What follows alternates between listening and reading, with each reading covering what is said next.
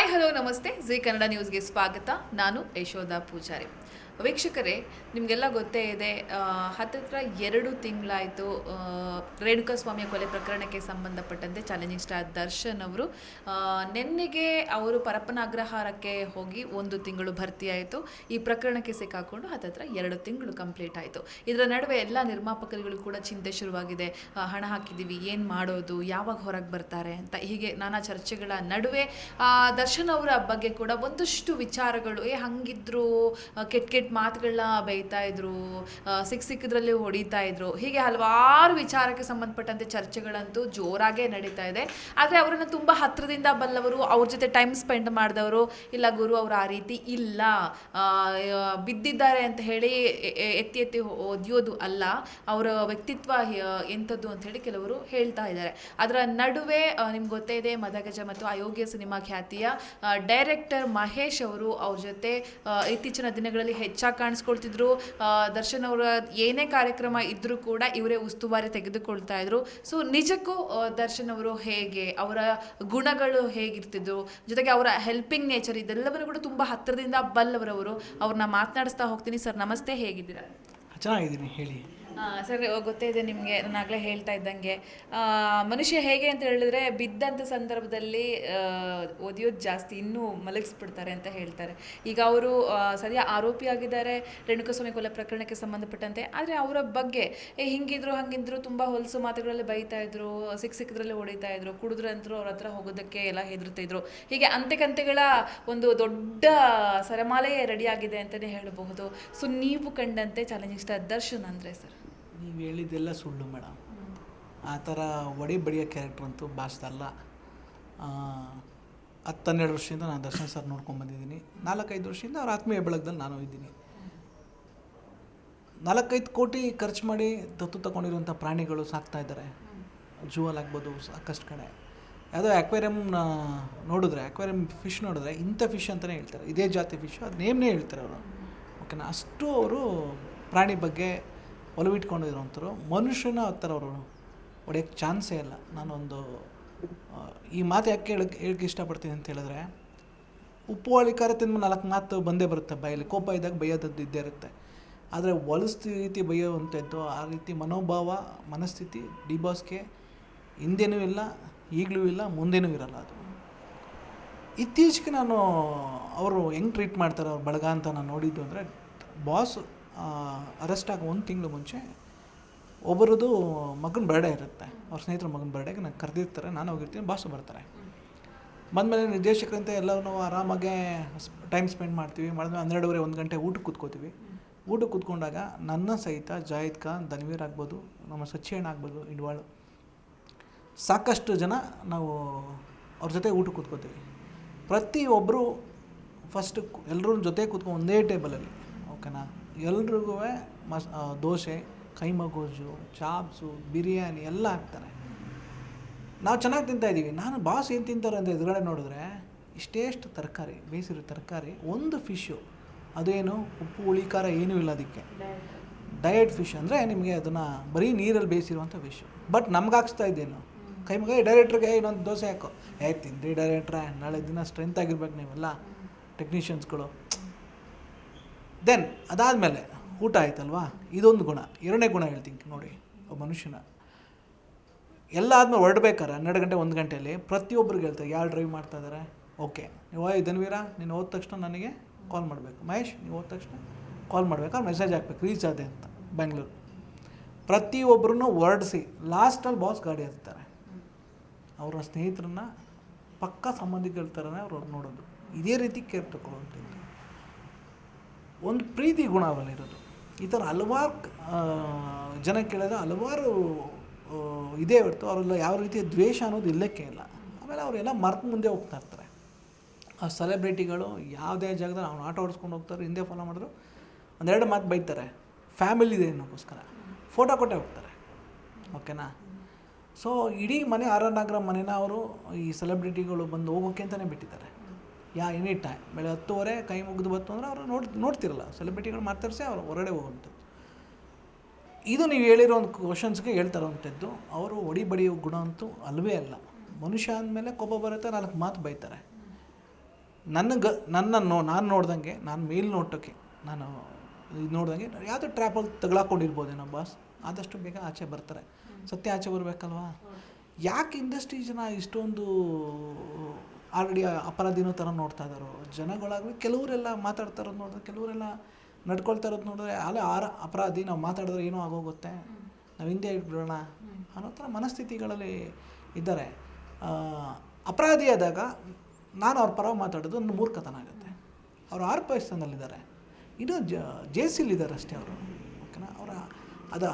ಆವಾಗ ನಾವು ನಮ್ಮ ಇಂಡಸ್ಟ್ರಿಯ ಒಬ್ಬ ಸೂಪರ್ ಸ್ಟಾರ್ ದರ್ಶನ್ ಸರ್ ಅವ್ರ ಬಗ್ಗೆ ಮಾತಾಡೋಕ್ಕೆ ಯಾಕೆ ಹಿಂಜರಿಬೇಕು? ಸತ್ಯತಾನೇ ಮಾತಾಡ್ತಾ ಇದ್ದೀನಿ. ಯಾವುದೋ ವೈರಲ್ ಆಯಿತು ಅಂತ ಹೇಳಿದ್ರೆ ನಾನೇ ಸತ್ಯನೇ ಮಾತಾಡಿದ್ದೀನಿ. ಏನು ಸತ್ಯ? ನಾನೇ ನೋಡಿದ್ದೀನಿ 12 ವರ್ಷಗಳ ಹಿಂದೆ ಸಾರಥಿ ರಿಲೀಸ್ ಆದಾಗ ಅಸಿಸ್ಟೆಂಟ್ ಡೈರೆಕ್ಟರ್ ಆಗಿದ್ದೆ ನಾನು. ಅವತ್ತು ನಾನು ಬೊಂಬಾಟ್ ಅಂತ ಸಿನಿಮಾ ಮಾಡ್ತಾಯಿದ್ದೆ.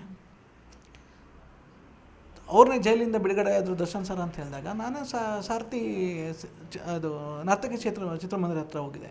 3 ಅವರ್ ಆಯಿತು, ನಾನೇ ಕಾದಿದ್ದೀನಿ ದರ್ಶನ್ ಸರ್ ನೋಡೋಕ್ಕೆ. ಅವತ್ತು ನಾನು ಅಸಿಸ್ಟೆಂಟ್ ಡೈರೆಕ್ಟ್ರು. ದರ್ಶನ್ ಸರ್ ನಂಗೆ ಅವತ್ತು ಪರಿಚಯ ಇಲ್ಲ, ನಾವು ದೂರದಿಂದ ದರ್ಶನ್ ಸರ್ ಗೊತ್ತು ಅನ್ನೋದು. ಅವತ್ತು ಸೂಪರ್ ಸ್ಟಾರೇ ಅವರು. ಇವತ್ತು ನೋಟ್ ಮಾಡ್ಕೊಳ್ಳಿ, ನನಗೆ ನನ್ನ ಹೊರಗಡೆ ಅವ್ರ ಅಭಿಮಾನಿಗಳ ಸಂಘಗಳ ಮಾತಾಡ್ತಾ ಇರೋದು ನೋಡ್ತಾ ಇದ್ದರೆ 50,000ಕ್ಕೂ ಎಷ್ಟು ಜನ ಆ ಜಾಗಕ್ಕೆ ಸೇರ್ತಾರೆ. ಅವ್ರು ಬಿಡುಗಡೆ ಆಗಿದ್ರೆ ಅವ್ರನ್ನ ಕರ್ಕೊಂಡು ಹೋಗ್ಬೇಕು ಅಂತ. ಎಲ್ಲರಲ್ಲೂ ಒಂದು ಎಮೋಷನ್ಸ್ ಇದೆ ಫ್ಯಾನ್ಸ್ಗೆ. ಒಬ್ಬ ಫ್ಯಾನು ಅವರಲ್ಲಿ ಕಡಿಮೆ ಆಗಿಲ್ಲ. ಹುತ್ತ ಹೆಂಗೆ ಬೆಳೆಯುತ್ತೆ ದಿನ ಹಂಗೆ ಬೆಳ್ಕೊಂಡು ಹೋಗ್ತಾನೆ ಬರುತ್ತೆ ಹೊರತು ಕಡಿಮೆ ಅಂತೂ ಆಗಲ್ಲ. ಅವರೆಲ್ಲೋ ಈಗ ನಾವೇನೋ ಮಾತಾಡ್ತೀವಿ, 4 ಜನ ದರ್ಶನ್ ಸರ್ ಬಗ್ಗೆ ಮಾತಾಡೋಕೆ ಒಂದು ಧೈರ್ಯ ಸಿಗುತ್ತೆ. ಬಾಸ್ ಬಗ್ಗೆ ಮಾತಾಡ್ತಾರಲ್ಲ, ಬಾಸ್ ಬಗ್ಗೆ ನಾವು ಯಾಕೆ ಮಾತಾಡ್ತೀವಿ ಅಂತ ಹೇಳಿದ್ರೆ ನಮ್ಮನ್ನು ಹೇಳಿದ್ನಲ್ಲ ಡೈರೆಕ್ಟ್ರೇ ಅಂತ ಒಂದು ಪ್ರೀತಿಸುವಂಥದ್ದು. ಏನು ಮಾಡ್ತಾಯಿದ್ರು, ಯಾವ ಸಿನಿಮಾ, ಯಾರು ಕೇಳ್ತಾರೆ ನಮ್ಮನ್ನು ಹೇಳಿ? ಅವ್ರ ಸಿನಿಮಾನ ಅವ್ರ ಜೊತೆ ನಾವು ಸಿನಿಮಾ ಮಾಡದೇ ಇರ್ಬೋದು, ಇವಾಗ ಮುಂದೆ ಮಾಡೇ ಮಾಡ್ತೀವಿ. ಆದರೆ ಯಾವ್ದು ಮಾಡ್ತಾಯಿದ್ದೀರಾ? ಅಭಿ ಸಿನಿಮಾ ಏನಾಯಿತು, ನೆಕ್ಸ್ಟ್ ಯಾವ್ದು ಮಾಡ್ತಾಯಿದ್ದೀರಾ? ಓಕೆ, ಮೇಹೂನಾ ಮಾಡಿ, ನಾನಿದ್ದೀನಿ ಮಾಡಿ. ಒಂದು ಆತ್ಮಸ್ಥೈರ್ಯ ಕೊಡುವಂಥ ಒಂದು ಅಣ್ಣನ ಸ್ಥಾನದಲ್ಲಿ ಇಂಡಸ್ಟ್ರಿ ಒಬ್ಬ ದೊಡ್ಡಣ್ಣ ಆಗ್ತಾನೆ ಅವ್ರೂ ಅಲ್ವಾ? ಇಂಡಸ್ಟ್ರಿಗೆ ಒಂದು ತೂಕ ದರ್ಶನ್ ಸರ್. ಸೊ ಯಾರೋ ನಾನು ಪರಭಾಷಾ ನಟ ಈ ಥರ ಮಾಡಿಕೊಂಡು ನಾನು ಮಾತಾಡಿದ್ರೆ ನಿಜವಾಗ್ಲೂ ನಾನು ದಡ್ಡ ಅಂತಲೇ ಹೇಳಬೇಕು. ಯಾಕೆ ಮಾತಾಡ್ತಾಯಿದ್ದೆ ಅಂತ ಹೇಳ್ಬೇಕು. ಎಲ್ಲರೂ ಮಾತಾಡುವಂಥನೇ ವಿಚಾರ, ಓಕೆನಾ? ಈಗ ಮಾನಸಿಕವಾಗಿ ಅವ್ರನ್ನ ಧೈರ್ಯ ತುಂಬುವಂಥದ್ದು ಹೊರಗಡೆ ನಿಂತ್ಕೊಂಡು ಫ್ಯಾನ್ಸ್ಗಾಗ್ಬೋದು. ದರ್ಶನ್ ಸರ್ಗೂ ವಿನೀಶ್ ಅಂತ ಮಗ ಇದ್ದಾನೆ ಅಲ್ವಾ? ಅವ್ರಿಗೊಂದು ಕುಟುಂಬ ತಾನೆ, ಓಕೆನಾ? ಆ ಕಡೆ ರೇಣುಕಾಸ್ವಾಮಿ ಕುಟುಂಬನೂ ಒಂದು ಕುಟುಂಬನೇ, ಯಾಕಂದರೆ ದರ್ಶನ್ ಸರ್ದೇನು ಕುಟುಂಬನೇ ಅಲ್ವಾ? ಅವ್ರಿಗೂ ತಂದೆ ಬೇಡವಾ? ವಿನೀಶ್ ಇವತ್ತು ಹೆಂಗಿದ್ದಾರೆ ಅಂತ ಯಾರು ಕೇಳ್ತಾ ಇದ್ದಾರಾ ಅಲ್ವಾ? ಸೊ ಹಾಗೆ ಸತ್ಯ ಮಾತಾಡೋಕ್ಕೆ ಹಿಂಜರಿಬಾರ್ದು. ಒಬ್ಬ ನಟನಾಗಿ ಒಬ್ಬ ನಟನಿಗೆ ಬೆಂಬಲವಾಗಿ ನಿಲ್ಲಿ. ಅವ್ರ ಸ್ನೇಹಿತರ ಬಳಗದವರು ಎಲ್ಲರೂ ನಿಲ್ತಾ ಇದ್ದಾರೆ, ಯಾರೇ ನಿಂತಿಲ್ಲ ನಿಲ್ಲಿ ಅನ್ನೋದು ನನ್ನ ಒಂದು ಅನಿಸಿಕೆ. ಅವ್ರವ್ರ ಇಚ್ಛೆ. ಪರ ವಿರೋಧ ಮಾತಾಡೋದು ನಾನು 200 ಎಕ್ಸ್ಪೆಕ್ಟ್ ಮಾಡ್ತೀನಿ. ಬಟ್ ಸತ್ಯ ಯಾವತ್ತಿದ್ರೂ ಗೆದ್ದೇ ಗೆಲ್ಲುತ್ತೆ, ಓಕೆನಾ? ಇವತ್ತಲ್ಲ, ಇನ್ನೊಂದು ವರ್ಷ ಆಗ್ಬೋದು, 2 ವರ್ಷ ಆಗ್ಬೋದು, ಗೊತ್ತಾಗುತ್ತಲ್ವಾ ಆರೋಪಿ ಯಾರು ಅನ್ನೋದು. ಹುಟ್ಟೋ ಮಗುಗೆ, ಅದು ರೇಣುಕಾಸ್ವಾಮಿ ಒಬ್ಬ ಹುಟ್ಟೋ ಮಗುಗೆ ಒಂದು ನ್ಯಾಯ ಸಿಗಲಿ, ವಿನೀಶ್ಗೂ ನ್ಯಾಯ ಸಿಗಲಿ ಅಲ್ವಾ? ಅವ್ರ ಮಗುರಿಗೂ ನ್ಯಾಯ ಸಿಗಲಿ. ಸೊ ನಿಜವಾದ ಅಪರಾಧಿಗೆ ಶಿಕ್ಷೆ ಆಗಲಿ, ನಿರಪರಾಧಿಗೆ ಶಿಕ್ಷೆ ಆಗಬಾರ್ದು. ಇದು ಕಾನೂನಲ್ಲೂ ಇದೆ, ನ್ಯಾಯಾಂಗದಲ್ಲೂ ಇದೆ. ಅದನ್ನು ನಾನು ಹೇಳ್ತಾ ಬಂದಿದ್ದೀನಿ. ಈ ಬಿಡುಗಡೆ ಆದ ದಿನ ಸಂಭ್ರಮನ ಕಂಟ್ರೋಲ್ ಮಾಡೋಕ್ಕೆ ಒಂದು ಅವರ ಎಮೋಷನ್ನ ತಡೆದಿಟ್ಕೊಂಡಿರಲ್ಲ ಡಿ ಬಾಸ್ ಅಭಿಮಾನಿಗಳು. ಆ ಎಮೋಷನ್ನ ನೀವು ಹೊರಗಡೆ ನನ್ನ ಆಟೋದಲ್ಲಿ ಹೋಗಲಿ, ಹೋಟೆಲ್ಗೆ ಹೋಗಲಿ, ಎಲ್ಲೇ ಹೋಗಲಿ, ನಾವು ಎಲ್ಲೋ ನಮ್ಮನ್ನು ಅವ್ರು ಗುರ್ತಿಡಿಯೋದ್ರಿಂದ ಅವರು ಮಿನಿಮಮ್ 5 ನಿಮಿಷ ಮಾತಾಡಿಸ್ತಾರೆ. ಬಾಸ್ ಹೆಂಗಿದ್ದಾರೆ ಸರ್, ನೋಡೋಕೆ ಹೋಗಿದ್ದಾರೆ ಸರ್, ಹಂಗೆ ಹೋಗಿದ್ದಾರೆ ಸರ್, ಹಿಂಗೆ ಯಾವಾಗ ಬರ್ತಾರೆ ಸರ್, ಯಾವಾಗ ಬರ್ತಾರೆ ಅಂತ ಕೇಳಿ ಗೊತ್ತು ಅವ್ರಿಗೂ. ಇದು ಬೇಲಾಗಬೇಕು, ಕೇಸ್ ಆಡಬೇಕು ಅನ್ನೋದು. ನಾವು ಸಮಾಧಾನ ಮಾಡೋ ರೀತಿ ಅವ್ರು ಕೇಳೋ ಕ್ವಶನ್ಸ್ಗೆ ರಿಪೀಟ್ ಆಗ್ತಾನೆ ಇರುತ್ತೆ. ಇದು ಹೇಳ್ತಾ ಇದೆಲ್ಲ ನೋಡ್ತಾ ಇದ್ರೆ, ಇಲ್ಲ ಸರ್ ನಾವು ಒಂದು 20 ಜನ ರೆಡಿ ಆಗಿಬಿಟ್ಟಿದ್ದೀವಿ ಅಂತ. ಯಾವುದೋ ಒಂದು ವಿಲೇಜ್ಗೆ ಹೋದರೆ ನಾನು ರೂಪಾಯಿ ಯಾವುದೋ ಇಲ್ಲ, ನಾವು 20 ಜನ ಬರ್ತೀವಿ ಸರ್, ನಮ್ಗೆ ಬಿಡುಗಡೆ ಆಗೋದು 1 ದಿನ ಮುಂಚೆ ಗೊತ್ತಾದ್ರೆ ಸಾಕಂತಾರೆ. ಪ್ರತಿ ಒಂದು ಊರಿಂದ, ಕರ್ನಾಟಕ ಊರಿಂದ ಅವತ್ತು ಅವ್ರನ್ನ ನೋಡೋಕ್ಕೆ ಅಂತ ಬರ್ತಾರೆ. ಯಾಕಂದರೆ ಅವ್ರು ಆರಾಧಿಸುವ ದೈವ ಡಿ ಬಾಸ್. ಆ ದೈವ ಕಣ್ಮರೆಯಾದಾಗ ಹುಡ್ಕಾಡೋ ಪ್ರಯತ್ನದಲ್ಲಿ ಅವರಿದ್ದಾರೆ. ಆಚೆ ಬಂದಾಗ ಖಂಡಿತ ಅವ್ರನ್ನ ಯಾರ ಕೈಲೂ ಕಂಟ್ರೋಲ್ ಮಾಡೋಕ್ಕಾಗಲ್ಲ. ಅಷ್ಟು ಅವ್ರನ್ನ ಮೆರವಣಿಗೆ ಮಾಡ್ಕೊಬಲ್ಲಿ ನಾನೇ ಎಕ್ಸ್ಪೆಕ್ಟ್ ಮಾಡ್ತೀನಿ. ಅಷ್ಟು ವಿಜೃಂಭಣೆಯಿಂದ ಕರ್ಕೊಬಂದು ಅವ್ರ ಮನೆಗೆ ತಲುಪಿಸ್ಲಿ, ಆರ್ ಆರ್ ನಗರ ಮನೆಗೆ. ಆ್ಯಂಡ್ ಆ ಕುಟುಂಬದ ಜೊತೆ ಅವರು ಸಂತೋಷವಾಗಿರಲಿ. 2 ಕುಟುಂಬಕ್ಕೆ, ರೇಣುಕಾಸ್ವಾಮಿ ಕುಟುಂಬಕ್ಕೆ ಮತ್ತು ದರ್ಶನ್ ಸರ್ ಕುಟುಂಬಕ್ಕೆ ನ್ಯಾಯ ಸಿಗಲಿ. ಸರ್, ಈಗ ನೀವೇ ಹೇಳಿದ್ರಿ ಆರಾಧಿಸುವಂತಹ ದೇವರು ಅಂತ ಆರಾಧಿಸುವಂತಹ ಜನರಿದ್ದಾರೆ, ಅಭಿಮಾನಿಗಳಿದ್ದಾರೆ ಅಂತ ಹೇಳಿ. ಅವರನ್ನು ಬಿಡುಗಡೆ ಆಗುವ ದಿನ 50,000ಕ್ಕೂ ಹೆಚ್ಚು ಜನ ಹೋಗಿ ಅವ್ರನ್ನ ವೆಲ್ಕಮ್ ಮಾಡಿ ಕರ್ಕೊಂಬರುವಂತಹ ಬೆಳವಣಿಗೆಗಳು ಕೂಡ ಖಂಡಿತ ಆಗುತ್ತೆ ಅಂತ ಹೇಳ್ತಾ ಇದ್ದೀರಾ.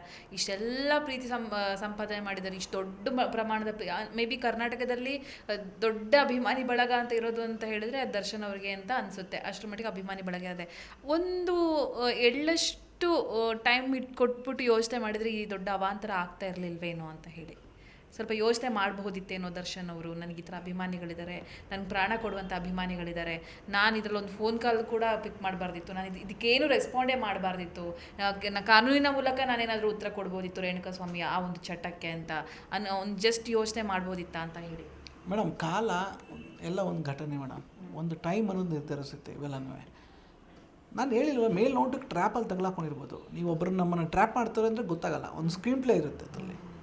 ಯಾರೋ ಒಂದು ಸ್ಕ್ರೀನ್ ಪ್ಲೇಲಿ ನಾವು ಹೋಗಿ ತಗೊಳಕೋತೀವಿ ಅಂದಾಗ ನೀವು ಹೆಂಗೆ ಬಿಹೇವ್ ಮಾಡೋಕ್ಕಾಗತ್ತೆ? ಮುಂದೆ ಏನು ನಡೀತಿ ಅಂತ ಗೊತ್ತಿರಲ್ಲ, ಇವ್ರು ಯಾರು ಅಕ್ಕಪಕ್ಕತಾರೋ ಅಂತ ಗೊತ್ತಿರಲ್ಲ ಅಲ್ವಾ? ಇರ್ಬೋದೇನೋ ಬಾಸು ಒಂದು ಟ್ರ್ಯಾಪಲ್ಲಿ ತಗೊಳಕೊಂಡಿರ್ಬೋದೇನೋ, ಯಾರಿಗೆ ಗೊತ್ತು ಅಲ್ವಾ? ಸೊ ಬಾಸ್ ನಿಜವಾಗ್ಲೂ ಯಾರೇ ಆಗಲಿ ಬೇಗ ನಂಬ್ತಾರೆ ಅದನ್ನು. ಅವ್ರು ಒಂದು ಸಲ ಮಾತು ಹೇಳ್ತೀನಿ ಕೇಳಿ, ಅವ್ರ ಮನಸ್ಸಿಗೆ ಒಂದು ಸಲ ಹೊಟ್ಟೋಯ್ತು ಅಂತ ಹೇಳಿದ್ರೆ ಪಾಸಿಟಿವ್ ಆಗಿ 100 ನೆಗೆಟಿವ್ ಹೇಳಿದ್ರೆ ಅವ್ರ ಮನಸ್ಸಿಂದ ತೆಗಲ್ಲ. ಒಂದು ಸಲ ನೆಗೆಟಿವ್ ಆಗಿ ಅವ್ರ ಮನಸ್ಸಿಗೆ ಅವ್ರ ಕಣ್ಣು ಕಾಣ್ತು ಅಂದರೆ ಯಾರೇ 100 ಜನ ಬಂದು ಪಾಸಿಟಿವ್ ಆಗಿ ಹೇಳಿದ್ರು ಅವ್ನ ಹತ್ರ ಸೇರಿಸಲ್ಲ. ಅದು ನಾನು ಅವ್ರನ್ನ ಹತ್ರದಿಂದ ನೋಡಿರುವಂಥದ್ದು. ಓಕೆನಾ? ಅವ್ರ ಫ್ರೆಂಡ್ಸ್ ಬಗ್ಗೆ, ಫ್ಯಾಮಿಲೀಸ್ ಬಗ್ಗೆ ಯಾರೂ ಮಾತಾಡಬಾರ್ದು. ಇವ್ರನ್ನ ಇಟ್ಕೊಳ್ಳಿ, ಇವ್ರನ್ನ ತೆಗ್ದಾಕಿ, ಇವ್ನ ಇದು ಮಾಡಿ ಅಂತ ಅವ್ರಿಗೆ ಸಜೆಸ್ಟ್ ಮಾಡಿದ್ರೆ ಫಸ್ಟ್ ಅವನೇ ಕಟ್ಟಾಕ್ತಾನೆ. ಓಕೆನಾ? ಅವ್ರಿಗೆ ಚೆನ್ನಾಗಿ ಗೊತ್ತಿತ್ತು. ಓಕೆ, ನೀವು ಹೇಳೋ ಕ್ವಶನ್ಸ್ಗೆ ಎಲ್ಲವೂ ಒಂದು ಯಾವುದೋ ಒಂದು ಕೆಟ್ಟ ಘಟನೆಯಲ್ಲಿ ಅವ್ರು ತಗೊಳಕೊಂಡಿರ್ಬೋದನೋ ಆ ಒಳ್ಳೆ ಘಟನೆ ಮತ್ತು ಅವರ ಗಳಿಗೆ ಮತ್ತು ಆ ಘಟನೆಯಿಂದ ಮತ್ತೆ ಆಚೆ ಬಂದೇ ಬರ್ತಾರೆ. ಅವರ ಅಭಿಮಾನಿಗಳ ಒಂದು ಪ್ರೇಯರ್ ಇದೆಯಲ್ಲ, 106 ದೇವಸ್ಥಾನಕ್ಕೆ ಹೋಗ್ತಾರಂಥ ಪ್ರೇಯರು, ಅವ್ರು ಮಾಡಿರೋ ದಾನ ಧರ್ಮಗಳು, ಅವರು ನಿರ್ಮಾಪಕರ ಪರವಾಗಿ ನಿಲ್ತಿದ್ದಂಥ ಒಂದು ಕನ್ಸನ್ಸು, ಅವರ ಒಂದು ಆಶೀರ್ವಾದಗಳು, ತಂದೆ ತಾಯಿ ಮಾಡಿರೋ ಪುಣ್ಯಗಳು ಎಲ್ಲವೂ ಅವ್ರನ್ನ ಕಾಯುತ್ತೆ. ಓಕೆನಾ? ಅದೆಲ್ಲ ಕಾದು ಅದು ಒಂದಿನ ಆಚೆ ಬರ್ತಾರೆ. ಬಂದ ಮೇಲೆ ಅವ್ರು ಸಿನಿಮಾ ಮಾಡಿಕೊಂಡು ಆಚೆ ಬಂದಮೇಲೆ ಅವ್ರಿಗೊಂದು ಕ್ಯಾಲ್ಕುಲೇಷನ್ ಸಿಗುತ್ತೆ, ಯಾರು ನಮ್ಮವರು ಯಾರು ಇಲ್ಲ ಅನ್ನೋದು ಗೊತ್ತಾಗುತ್ತೆ. ಬೇರೆ ಥರ ದರ್ಶನ್ ಸರೇ ಇಲ್ಲಿಂದನೇ ನೋಡ್ಬೋದು ಅಂತ ನಾನು ಒಂದು ಎಕ್ಸ್ಪೆಕ್ಟೇಷನ್. ಸರ್, ಈಗ ನೀವು ಅವ್ರ ಜೊತೆ ಸ್ಪೆಂಡ್ ಮಾಡಿದ ಟೈಮ್ ಒಂದು ವಿಚಾರ ಹೇಳಿದರೆ ಅದನ್ನು ಹೊರತುಪಡಿಸಿ ಯಾವತ್ತೂ ನಿಮ್ಮ ಮನಸ್ಸಲ್ಲಿ ಶಾಶ್ವತವಾಗಿ ಉಳಿಯುವಂಥ ವಿಚಾರ ದರ್ಶನ್ ಅವರು ಅಂತ ಬಂದಾಗ, ಯಾಕಂತ ಹೇಳಿದ್ರೆ ನಿಮಗೂ ಕೂಡ ನೀವು 10 ವರ್ಷಗಳ ಜರ್ನಿಯಲ್ಲಿ 15 ವರ್ಷಗಳ ಜರ್ನಿಯಲ್ಲಿ ಈಗ 4 ವರ್ಷಗಳಿಂದ ತುಂಬ ಆಪ್ತರ ಬಳಗದಲ್ಲಿ ನೀವು ಕೂಡ ಇದ್ದೀರ ಅವ್ರ ಜೊತೆ. ಸೊ ತುಂಬ ಯಾವತ್ತೂ ಕೂಡ ನೆನಪಿನಲ್ಲಿ ಉಳಿಯುವಂಥ ವಿಚಾರ ಅಂತಿದ್ರೆ, ಎಲ್ಲೂ ಹೇಳದಂಥ ವಿಚಾರ ಇದ್ದರೆ ಝೀ ಮೂಲಕ ಹಂಚ್ಕೊಳ್ಳೋದಾದರೆ? ಅಲ್ಲ, ಎಲ್ಲ ಇನ್ನೂ ಹೇಳಿದಿರುವಂಥದ್ದು ಏನೂ ಇಲ್ಲ. ಆ ಥರ ನಾನು ದರ್ಶನ್ ಸರ್ ಬಗ್ಗೆ ಏನು ನೋಡಿದ್ದೀನಿ ಮುಚ್ಚುಮರೆ ಏನೂ ಇಲ್ಲ. ನಾನು ಹೇಳಿರೋದು ಅಂತಿದ್ದೆ, ನಾನು ನೋಡಿರುವಂಥದ್ದೆ, ಅವ್ರು ಸುತ್ತಮುತ್ತ ಇದನ್ನು ಗಮನಿಸಿರುವಂಥದ್ದೆ. ಬಟ್ ಅವ್ರದ್ದು ಏನಂತ ಹೇಳಿದ್ರೆ, ಯಾವುದೇ ಅವ್ರು ಮಾಡಬೇಕು ಅಂತ ಹೇಳಿದ್ರೆ ಮೀನಮೇಷ ಎಣಿಸಲ್ಲ. ಮಹೇಶ್ ಸಿನಿಮಾ ಕೊಡಬೇಕಾ, ಟಕ್ ಅಂತ ಕಾಲ್ ಮಾಡಿಸ್ತಾರೆ, ರೆಡಿ ಆಗುವಷ್ಟು ಕರೆದು ಕೊಡಬೇಕಾ ಬಿಡಬೇಕಾ ಅಲ್ಲ. ತರುಣ್ ಸರ್ದ, ಈಗ ತರುಣ್ ಸರ್ದ ತಗೊಳ್ಳಿ, ಅವ್ರು ಹೋದ ತಕ್ಷಣ ತರುಣ್ ಸರ್ ಅವ್ರು ಜೈಲಿಗೆ ಹೋಗಿ ಬರೋ ತನಕ ಅವ್ರು ಇನ್ನೂ ಕ್ವಶನ್ ಮಾರ್ಕಲ್ಲಿದ್ದರು ಮದುವೆಗೆ. ಬಟ್ ಹೋದ ತಕ್ಷಣ ಎಷ್ಟು ಚೆನ್ನಾಗಿ ಹೇಳಿ ಕಳಿಸಿದ್ದಾರೆ, ಮಗನೇ ಹೋಗು, ನೀ ಅದೇ ಮುಹೂರ್ತ 11ನೇ ತಾರೀಕು ಆಗಸ್ಟ್ 11ಕ್ಕೆ ಮದುವೆ ಆಗಬೇಕು, ಚೇಂಜ್ ಆಗಬಾರ್ದು. ತಂಗಿ ಅಂತಲೇ ಕರೆಯೋದು ನಮ್ಮ ಸೋನಲ್ ಅವ್ರನ್ನ. ನನ್ನ ತಂಗಿ ಮದುವೆ ಆಗ್ತಾಯಿದೆಯಾ, ಆರಾಮಾಗಿ ನೀನು ನಗ್ನಾಗ್ತಾ ಮಾಡು, ಬೇರೆ ಸಿಕ್ಕರೆ ಖಂಡಿತ ಬಂದೇ ಬರ್ತೀನಿ ನಾನು, ಇಲ್ಲ ಅಂದರೂ ಆಶೀರ್ವಾದ ಇರುತ್ತೆ, ಯಾವುದೇ ಕಾರಣಕ್ಕೆ ಅನ್ಸೋದ್ರೆ ಒದಿತೀನಿ ನಿನಗೆ ಅಂತಲೇ ಕಳಿಸೋರು. ಅರೆ ನಮ್ಮ ಈ ಲವ್ ಕಹಾನಿಗೂ ಕೂಡ ದರ್ಶನ್ ಅವರೇ ಸೇತುವೆ ಅಂತ ಕೇಳ್ಪಟ್ವಿ. ಆ ವಿಚಾರ ಗೊತ್ತಿತ್ತಾ ನಿಮಗೆ? ಎಲ್ಲೋ ಗೊತ್ತಾಯ್ತು ಅಂದರೆ ರೇಗಿಸ್ತಾ ಇದ್ರು, ಸೆಟ್ಟಲ್ಲೆಲ್ಲ ರೇಗಿಸ್ತಾ ಇದ್ರು, ಹಾಗಾಗಿ ಇಬ್ಬರಿಗೆ ಲವ್ ಶುರು ಆಯಿತು ಅನ್ನೋದು ಕೂಡ ಕೇಳ್ಪಟ್ವಿ. ಸರ್, ಈ ಲವ್ ಬಗ್ಗೆ ಹೇಳ್ಬೋದಾ ತರುಣ್ ಮತ್ತು ಸೋನಲ್ ಅವರು? ಇಲ್ಲ, ಅಂದರೆ ನನಗೆ ಲವ್ ಸ್ಟೋರಿ ಬಗ್ಗೆ ಡೆಫಿನೆಟ್ಲಿ ಗೊತ್ತಿಲ್ಲ, ಅವರು ಸೋನಲ್ ಮೇಡಮ್ ಅಂತೂ ಮತ್ತು ತರುಣ್ ಸರ್ದು. ಬಟ್ ದರ್ಶನ್ ಸರ್ಗೆ ಮದುವೆ ವಿಚಾರ ತಿಳಿಸಿದಾಗ 2 ಕುಟುಂಬ ಮಧ್ಯದಲ್ಲಿ ಅವ್ರಿಗೆ ಗೊತ್ತಿತ್ತು. ಅವರು ಅರೆಸ್ಟ್ ಆಗೋ ಮುಂಚೆಗೇ ಮದುವೆ ಫಿಕ್ಸ್ ಆಗಿದ್ದು ದರ್ಶನ್ ಸರ್ ಗೊತ್ತಿತ್ತು. ಅದಾದ ನಂತರ ಡೇಟ್ ಹಾಕಿರಲಿಲ್ಲ. ಬಟ್ ಡೇಟ್ ಹಾಕೊಂಡಾಗ ಮದುವೆ ಮಾಡ್ಕೋಬೇಕಾ ಬೇಡ ಅನ್ನೋ ಟೈಮಲ್ಲಿ ದರ್ಶನ್ ಸರೇ ಹೇಳಿರೋದು, ಪ್ರಶಸ್ತವಾದಂಥ ದಿನ, ಯಾಕೆ ಒಳ್ಳೆಯ ದಿನ ಅದು, ಮುಂದುವರಿರಿ ಅಂತ ಹೇಳಿದ್ದಾರೆ. ಮುದ್ದಾದ ಜೋಡಿ. ಓಕೆ, ನಮ್ಮ ತರುಣ್ ಸರ್ ಆಗ್ಬೋದು, ಸೋನಲ್ ಮೇಡಮ್, 2 ನಿಷ್ಕಲ್ಮಶವಾದಂಥ ಹೃದಯಗಳು. ಓಕೆನಾ? ಯಾವತ್ತೂ ಒಂದು ಪ್ರೀತಿ ಸಕ್ಸಸ್ ಆಗಬೇಕು ಅಂತ ಹೇಳಿದ್ರೆ ಆ ಎರಡು ಹೃದಯಗಳು ನಿಷ್ಕಲ್ಮಶವಾಗಿರಬೇಕು. ಆವಾಗ ಅನುಗ್ರಹ ಆಗುತ್ತೆ ನಿಮಗೆ, ದೈವ ಅನುಗ್ರಹ ಅಂತ ಹೇಳ್ತಾರೆ. ಯಾವ ಜಾತಕನೂ ಯಾವ ಶಾಸ್ತ್ರನೂ ಸುಧಾ ಆ ಟೈಮ್ಗೆ ನಿಮಗೆ ಹೊಂದಾಣಿಕೆ ಬರಲ್ಲ. ಬಟ್ ಎರಡು ಮನಸ್ಸುಗಳು ಚೆನ್ನಾಗಿದ್ದಾಗ ಸಕ್ಸಸ್ಫುಲ್ ಜೋಡಿಗಳಾಗ್ತವೆ. ಹಂಗೆ ನಾನು ನೋಡ್ದಂಗೆ ನಾನು ಸೋನಲ್ ಮೇಡಮು ವೆರಿ ಒಳ್ಳೆ ಸೋಲ್ ಅವ್ರದ್ದು. ತರುಣ್ ಸರ್ದು ಅಷ್ಟೇ ದೈವ ಭಕ್ತರು. ಅವರಾಯಿತು, ಅವ್ರ ಕೆಲಸ ಆಯಿತು, ತನ್ನ ಸಹಪಾಠಿಗಳಿಗೆ ನಮ್ಮಂಥವ್ರಿಗೆ ಸಪೋರ್ಟ್ ಮಾಡ್ಕೊಂಡು ಹೋಗ್ತಾರೆ. ಏನೇ ಇದ್ದರೂ ಅವ್ರ ಕೈಲಾದಂಥದ್ದು, ಸಿನಿಮಾ ಆಗಲಿ ಏನೇ ಆಗಲಿ ವೆಲ್ ವಿಷರ್ಸ್. ಸೊ ಆ ಎರಡು ಕಪ್ಪಲ್ ಒಂದಾಗ್ತಾ ಇದ್ದಾರೆ ಅಂತ ಹೇಳಿದಾಗ 11ನೇ ತಾರೀಕು ನಮಗೆಲ್ಲ ಒಂದು ಸಂಭ್ರಮದ ದಿನ. ನಮ್ಮ ಮನಸ್ಸಲ್ಲಿ ಏನೇ ನೋವಿದ್ರು ಸೈಡ್ಗಿಟ್ಟು ಅವತ್ತು ನಾವು ಅವ್ರ ಜೊತೆ ನಗ್ನಗ್ತಾ ಇರ್ತೀವಿ. ಒಬ್ಬ ಸಹಪಾಠಿಯಾಗಿ, ಒಬ್ಬ ಸ್ನೇಹಿತನಾಗಿ ಜೊತೆ ಇದ್ದು ಒಂದು ಸಕ್ಸಸ್ ಆಗಲಿ. ಯಾಕಂದರೆ ಹೀರೋಗಳು ಹೀರೋಯಿನ್ಸ್ ಮದುವೆ ಆಗೋದು, ಕಾರ್ ತಗೊಳ್ಳೋದು, ಮನೆ ತಗೊಳ್ಳೋದು ಓಕೆ. ಒಬ್ಬ ನಿರ್ದೇಶಕ ಒಂದು ಈಗ ನನಗೆ ಉಮಾಪತಿ ಸರ್ ನಾನು ಕಾರ್ ಕೊಟ್ಟಾಗ ಭಾಳ ಖುಷಿ ಆಯ್ತು ನನಗೆ. ಬಿಕಾಸ್ ಒಬ್ಬ ನಿರ್ದೇಶಕ ನನಗೆ ಅವ್ರು ಕಾರ್ ತಗೊಳ್ಳೋ ಕೆಪಾಸಿಟಿ ಇರಲಿಲ್ಲ. ಅವ್ರು ಕಾರ್ ಕೊಟ್ಟಾಗ ತುಂಬ ವ್ಯಾಲ್ಯೂ ಅದು. ತಗೊಳ್ಳೋ ಸಂಬಳಕ್ಕಿಂತ ಕೊಡೋ ಬಹುಮಾನಕ್ಕೇ ಹುಡುಗರಿಗೆ ಬೆಲೆ ಜಾಸ್ತಿ ಅಂತ. ಹಂಗೆ ನೋಡಿ ಮೊನ್ನೆ ದರ್ಶನ್ ಸರ್ ಕಾರ್ ಕೊಡಿಸಿದ್ರು ನಮ್ಮ ಮಾಸ್ತಿ ಅವ್ರಿಗೆ, ಜಡೇಶ್ ಅವ್ರಿಗೆ. ಭಾಳ ಖುಷಿ ಆಯಿತು. ಅವ್ರ ಹತ್ರ ಕಾರ್ಸ್ ಇರದೇ ಇರಲಿ, ಒಬ್ಬ ಮನೆ ತೊಗೊಂಡಿದ್ದೀನಿ ಅಂತ ಹೇಳಿದಾಗ ನಾನು ಟೀಕೆದ ಏನಂತ ಒಬ್ಬ ರೈಟ್ರು ಅವ್ರ ಮನೆ ತೊಗೊಂಡಿದ್ದೀನಿ ಸರ್, ಒಂದು ಮನೆ ಮಾಡಿದೆ ಅಂತ ಗೃಹ ಪ್ರವೇಶಕ್ಕೋದು ಖುಷಿ ಆಗುತ್ತೆ. ಒಬ್ಬ ನಿರ್ದೇಶಕ ಮದುವೆ ಆದಾಗ ಖುಷಿ ಆಗುತ್ತೆ. ಯಾಕಂದ್ರೆ ಇಲ್ಲಿ ಒಂದು ಟೆಕ್ನಿಷಿಯನ್ಸ್ಗಳಂದರೆ ಕನ್ನಡ ಇಂಡಸ್ಟ್ರಿಯಲ್ಲಿ ಹೆಣ್ಗಳೇ ಕೊಡೋದು ಕಷ್ಟ ಇದೆ ಇವತ್ತು, ಓಕೆನಾ. ಯಾಕೆ ನೋಡೋದು ವರಮಾನ ಕರೆಕ್ಟಾಗಿರಲ್ಲ, ತಿಂಗಳು ಸಂಬಳಗಳಿರಲ್ಲ ನಮಗೆ. ನಾವು ಒಂದು ಸಿನಿಮಾ ಬಂದಾಗ ಇಷ್ಟು ಅಂತ ಪೇಮೆಂಟ್ ಇರುತ್ತೆ. ಈ ಸಿನಿಮಾ ಅಂದರೆ ನೆಗೆಟಿವ್ ಬೇಗ ಹೋಗುತ್ತೆ. ಯಾಕಂದ್ರೆ ಗಾಜಿನ ಮನೇಲಿ ಇರ್ತೀವಿ ನಾವು, ಬದುಕಿ ಗಾಜಿನ ಮನೆ ಥರ. ಕಲ್ಲು ಹೆಸರು ಸೌಂಡ್ ಆಗುತ್ತೆ, ಬೇರೆಯವ್ರದ್ದು ಹಂಗಲ್ವಲ್ಲ. ಇಲ್ಲೇನು ಡೈವರ್ಸ್ ಆದರೆ ಒಂದು ಸೌಂಡ್ ಆಗುತ್ತೆ. ಯಾಕೆ ಸಿನಿಮಾದವರು ಬೇರೆ ದಿನಕ್ಕೆ 50-60 ಡೈವರ್ಸ್ ಆಗ್ತಾ ಇರುತ್ತೆ, ಅದು ಯಾವುದು ಸೌಂಡ್ ಆಗೋಲ್ಲ. ಇದೆಲ್ಲ ನೋಡ್ಬಿಟ್ಟು ಸಿನಿಮಾದವ್ರು ಬೇಡಪ್ಪ ಅನ್ನೋ ಒಂದು ಟೆಕ್ನಿಷಿಯನ್ಸ್ಗೆ, ಎಕ್ಸ್ಪೆಷಲಿ ಟೆಕ್ನಿಷಿಯನ್ಗೆ, ನಮ್ಮ ಕನ್ನಡ ಇಂಡಸ್ಟ್ರಿ ಟೆಕ್ನಿಷಿಯನ್ಗೆ ಹೆಣ್ಣು ಕೊಡೋದು ಭಾಳ ರೇರು, ಓಕೆನಾ. ಸೊ ಅದರಲ್ಲೂ ಒಂದು ಬ್ಯೂಟಿಫುಲ್ ಕಪಲ್ಸ್ ಒಂದಾಗಿದ್ದಾರೆ. ಆ ಭಗವಂತನ ರಾಯರ ಆಶೀರ್ವಾದ, ಬಾಬನ ಆಶೀರ್ವಾದ ಸದಾಕಾಲ ತರುಣ್ ಸರ್ ಮೇಲೆ, ಸೋನಲ್ ಮೇಡಮ್ ಮೇಲೆ ಇರಲಿ ಅಂತ ಹೇಳಿ ಬಯಸ್ತೀನಿ. ನಾನು ಕೇಳಬೇಕು ಅಂದ್ಕೊಂಡಿದ್ದೆ, ಉಮಾಪತಿ ಸರ್ ನಿಮ್ಮ ಕಾರ್ ಗಿಫ್ಟ್ ಮಾಡಿದಾಗ ಮದಗಜ ಟೈಮ್ನಲ್ಲಿ. ಸೊ ಈಗ ಇತ್ತೀಚಿನ ಬೆಳವಣಿಗೆಗಳಲ್ಲಿ ಒಂದು ಸ್ವಲ್ಪ ಮೌನ ಆಗಿಬಿಟ್ಟಿದೆ ಅನ್ಸುತ್ತೆ ನಿಮಗೂ, ಅವ್ರ ಆ ಕಡೆಯಿಂದ ಈ ಕಡೆಯಿಂದ. ಸೊ ಏನು ಹೇಳೋದಕ್ಕೆ ಇಷ್ಟಪಡ್ತೀರಾ ಸರ್? ಮತ್ತು ಅವ್ರ ಬಗ್ಗೆ ಈಗ ನೆನ್ನೆ ನಾನೆಲ್ಲ ಹೋದಾಗ ನಮ್ಮ ಉಮಾಪತಿ ಅವ್ರನ್ನ ಅಷ್ಟೆಲ್ಲ ಮಾತಾಡ್ಸಿದ್ದೀರಾ, ಏನು ಅಷ್ಟೊಂದು ಮಾತಾಡ್ತಾರೆ ಅವರು ಅಂತ ಯಾರೊಬ್ರಿಗೆ ಪರಿಚಯ ಹೇಳ್ತಾರೆ. ಅಂದರೆ ಅವ್ರ ಮಾತುಗಳೆಲ್ಲ ಈಗ ಕೆಲವ್ರು ಹೇಳ್ತಾರೆ ಪ್ರಚಾರಕ್ಕೆ ಬಳಸ್ಕೊಳ್ತಾರೆ ಉಮಾಪತಿ ಅವರು ಇಂಥ ಪರಿಸ್ಥಿತಿಯನ್ನು ಅಂತ ಹೇಳ್ತಾರೆ.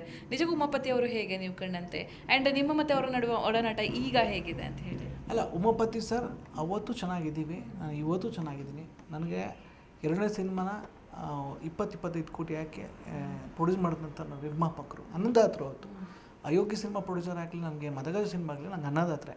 ಒಂದು ಬದುಕನ್ನ ನೆಕ್ಸ್ಟ್ ಲೆವೆಲ್ ತೊಗೊಂಡೋಗಂಥ, ನನ್ನನ್ನು ಒಳ್ಳೇದು ಬಯಸ್ತಂತಾರೆ, ನನ್ನ ಬದುಕು ಚೆನ್ನಾಗಿರಲಿ ಅಂತ ಬಯಸ್ತಲ್ಲಿ ಉಮಾಪತಿ ಸರ್ ಒಬ್ಬರನ್ನೇ. ನಾನು ಅವ್ರನ್ನ ಅವತ್ತು ಪ್ರೀತಿಸ್ತೀನಿ, ಗೌರವಿಸ್ತೀನಿ, ಇವತ್ತು ಪ್ರೀತಿಸ್ತೀನಿ, ಗೌರವಿಸ್ತೀನಿ. ನಾವು ಚೆನ್ನಾಗಿದ್ವಿ. ಮೊನ್ನೆ ಮ್ಯಾಡಿ ಅಂತ ಒಂದು ಕಾರ್ಯಕ್ರಮಕ್ಕೆ ಹೋದಾಗ ದೀಪಕ್ ಅಣ್ಣ ಸಿಕ್ಕಿದ್ರು, ಮಾತಾಡಿಸ್ದೆ. ಉಮಾಪತಿ ಸರ್ ಹಾಯ್ ಮಹೇಶ್ ಅಂತಲೇ ಮಾತಾಡಿಸಿದ್ರು. ಏನು ಮಾಡ್ತಾಯಿದ್ರಿ ಅಂತಲೇ ಕೇಳಿದ್ರು, ವಾಟ್ ನೆಕ್ಸ್ಟ್ ಅಂತಲೇ ಕೇಳಿದ್ರು.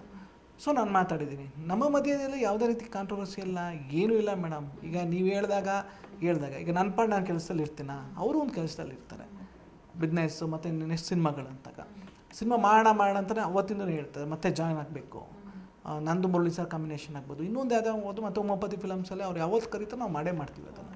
ನಾನೊಬ್ಬ ನಿರ್ದೇಶಕ, ಅವ್ರು ನಿರ್ಮಾಪಕರು ಮೇಡಮ್. ಇದ್ರ ಮಧ್ಯದಲ್ಲೂ ಯಾವುದೇ ರೀತಿಯಾದಂಥ ಭಿನ್ನಾಭಿಪ್ರಾಯ ಅಲ್ಲಿ ಮನಸ್ತಾಪ ಇಲ್ಲ. ಸಮಯ ಸಂದರ್ಭಕ್ಕೆ ಅವರು ಕಾಲ್ ಮಾಡಿದಾಗ ನಾನು ಮಾತಾಡ್ತೀನಿ, ನಾನು ಮಾತಾಡಿದಾಗ ಅವರು ಕಾಲ್ ಮಾಡಿ ಮಾತಾಡ್ತಾರೆ. ಈಗ ಮೊನ್ನೆ ಗುರುಪೂರ್ಣಿಮಾ ಆದಾಗೂ ನಾನು ವಿಶ್ ಮಾಡಿದ್ದೀನಿ. ಗುರು ಅಂದ ತಕ್ಷಣ ಅಕ್ಷರ ಕಲಿಸ್ತವ್ರಲ್ಲ. ನನಗೆ ತರುಣ್ ಸರ್ದು ನಾನು ಗುರುಪೂರ್ಣಿಮೆ ವಿಶ್ ಮಾಡಿದ್ದೀನಿ. ನಾನು ವೆಲ್ ವಿಶರ್ ಅವರು, ಓಕೆನಾ. ನಾನು ಉಮಾಪತಿ ಸರ್ ಗುರುನೇ ಸಮಾನ, ಅನ್ನ ಹಾಕ್ತವನು ಗುರು ಸಮಾನನೇ, ಓಕೆನಾ. ಸೊ ನಾನು ಎಲ್ರಿಗೂ ಕಳಿಸಿದ್ದೀನಿ. ನನಗೆ ಯಾರ್ಯಾರು ನೆನೆಸ್ಕೋತೀನಿ, ಯಾವ ಹಂತದಲ್ಲಿ ಯಾರೋ ನನಗೆ ಹೆಲ್ಪ್ ಮಾಡಿದ್ರು, ಗುರುಪೂರ್ಣಿಮೆ ಶುಭಾಶಯಗಳು ಅಂತ ಫೋಟೋ ಹಾಕ್ಬಿಟ್ಟೆ ಕಳಿಸ್ತೀನಿ. ಕೆ ಮಂಜು ಸರ್ ನನಗೆ ಧೈರ್ಯ ತುಂಬ್ತಾ ಇರ್ತಾರೆ, ನಾನು ಒಳ್ಳೆ ಬಯಸ್ತಾರೆ. ನನಗೆ ಅವ್ರಿಗೂ ಒಂದು ಗುರು ಇದ್ದಂಗೆ, ನನಗೆ ಒಳ್ಳೆ ಬಯಸ್ತಾರೆ, ನಾನು ಹಿಂದೆ ನಿಂತಿರ್ತಾರೆ, ಅವ್ರಿಗೂ ಒಂದು ಶುಭಾಶಯ ಕೋರ್ತೀನಿ. ಹಂಗೆ ನಾನು ಶುಭಾಶಯ ಕೋರಿದಾಗೂ Umapathi sir thank you Mahesh, ಒಳ್ಳೇದಾಗಲಿ ಅಂತಲೇ ಕಳಿಸೋರು. ನಮ್ಮ ಅಯೋಗ್ಯ ಸಿನಿಮಾ ಪ್ರೊಡ್ಯೂಸರ್ಗೆ ಕಳಿಸಿದ್ರು. ಸೊ ಈ ಒಡನಾಟ ಚೆನ್ನಾಗಿದೆ, ಮುಂದಿನ ಚೆನ್ನಾಗಿರ್ತೀವಿ ಮೇಡಮ್. ಉಳಿದಿಂತ ಅವರು ಏನು ಹೊರಗಡೆ ಅಭಿಪ್ರಾಯ ಮಾತಾಡ್ತಾ ಇದ್ದಾರೆ ಅದಕ್ಕೆ ನನಗೆ ಗೊತ್ತಿಲ್ಲ ಮೇಡಮ್, ಅದ್ರ ಬಗ್ಗೆ ನಾನು ಏನೂ ರಿಯಾಕ್ಟ್ ಮಾಡಲ್ಲ. ಅದು ಅವ್ರ ವೈಯಕ್ತಿಕ ವಿಚಾರಗಳು, ಅವ್ರು ನಾವು ತಲೆ ಹಾಕ್ತಿರೋದೇ ಒಳ್ಳೆಯದು. ಅದು ಈಗ ಹಿಸ್ಟರಿ ಕ್ರಿಯೇಟ್ ಮಾಡೋ ಲೆವೆಲ್ಗೆ ಒಂದು ಸ್ಟೋರಿ ರೆಡಿ ಆಗಿದೆ ನಿಮ್ಮದು ಮತ್ತು ಅಭಿ ಸರ್ ಕಾಂಬಿನೇಷನ್ ರಾಕ್ಲೈನ್ ವೆಂಕಟೇಶ್ ನಿರ್ಮಾಣದಲ್ಲಿ ನಿಮ್ಮ ಡೈರೆಕ್ಷನಲ್ಲಿ. ಸೊ ತಯಾರಿ ಕೂಡ ಅದ್ಭುತವಾಗಿದೆ. ನಾನು ಅದನ್ನು ಕೆಲವನ್ನ ಗಮನಿಸಿದೆ. ಸೊ 100% ಆ ರೀತಿ ತಯಾರಿ ನೋಡಿದ್ರೆ ಏನೋ ಸೂಪರ್ ಡೂಪರ್ ಬರೋ ಥರ ಕಾಣಿಸ್ತಾ ಇದೆ. ಅವರು ಕೂಡ ಈಗ ಫಿಟ್ನೆಸ್ಗಾಗಿ ಹೊರ ಹೋಗಿದ್ದಾರೆ ಅಭಿ ಸರ್ ಅಂತ ಕೇಳ್ಪಟ್ಟು. ಸರ್ ಈ ಸಿನಿಮಾದ ಬಗ್ಗೆ ಡೀಟೇಲಾಗಿ ಎಕ್ಸ್ಪ್ಲೈನ್ ಮಾಡೋದಾದರೆ ಒಂದು ಮಾತು ಹೇಳ್ತೀವಿ ಮೇಡಮ್, ಇದು ನಿಮಗೆ ನಾನು ಹೊರಗಡೆ ನಮ್ಮ ಸ್ಕ್ರಿಪ್ಟು ಮೂಡ್ ಬೋರ್ಡು ನಾನು ತಯಾರಿ ತೋರಿಸ್ಲಿಲ್ಲ ಅಂದರೆ ಮಹೇಶ್ ಏನು ಮಾಡ್ತಾನೆ ಅಯೋಗ್ಯ. ಆ್ಯಂಡ್ ಮದಗಜ ಸಿನಿಮಾ ಮಾಡಿದ್ರೆ ನನಗೆ 2.5 ವರ್ಷ ಆಯಿತು, ಯಾಕೆ ಸಿನಿಮಾ ಮಾಡಿಲ್ಲ ಅಂತ ಅದನ್ನು ಕೇಳ್ತೀರ. ಬರೀ ಪ್ರಮೋಷನ್ ಮಾಡ್ಕೊಂಡಿದ್ದಾನೆ, ಅಲ್ಲಿ ಇಲ್ಲಿ ಸಪೋರ್ಟ್ ಮಾಡ್ಕೊಂಡಿದ್ದಾನೆ ಅಂತ ಕೆಲವರು ಕಂಪ್ಲೇಂಟ್ಸ್ ಇದೆ.